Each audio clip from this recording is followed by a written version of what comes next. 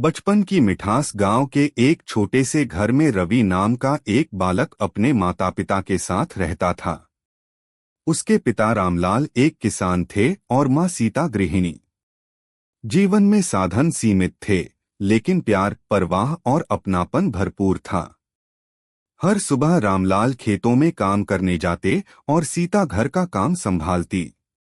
Ravi school जाता और जब लौट कर आता तो माँ उसके लिए ताजे पराठे बनाकर रखती।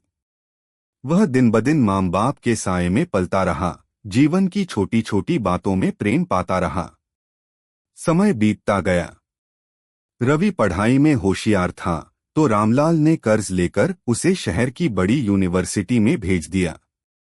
माँ ने रवि के लिए अपने सारे गहने बेच दिए।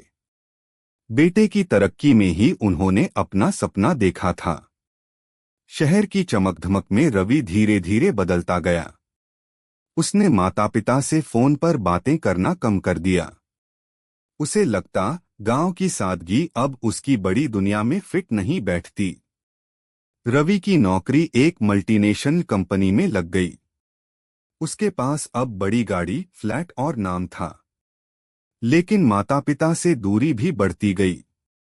कई बार रामलाल ने फोन किया, लेकिन रवि बिजी हूं कहकर टाल जाता। सीता हर दिन दरवाजे की ओर देखती, शायद आज रवि आए। एक दिन गांव से खबर आई कि रामलाल बीमार है। रवि को मजबूरी में गांव आना पड़ा। कई सालों बाद जब वह घर पहुंचा तो देखा उसका पिता बिस्तर पर है, शरीर कमजोर और आंखें बुझी हुई। माँ की आंखें नम थीं, लेकिन फिर भी उसने मुस्कुराकर कहा, बेटा तू आ गया, यही बहुत है।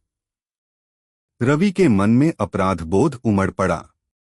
उसने देखा जिन माँ बाप ने उसे सब कुछ दिया, आज वही अकेले और उपेक्षित हो गए हैं। रवि ने फैसला किया, अब वह अपने माता पिता को अपने साथ शहर ले जाएगा। उसने नौकरी से छुट्टी ली और महीनों तक पिता का इलाज करवाया। माँ के लिए उसने घर में मंदिर बनवाया, जैसे गांव में था।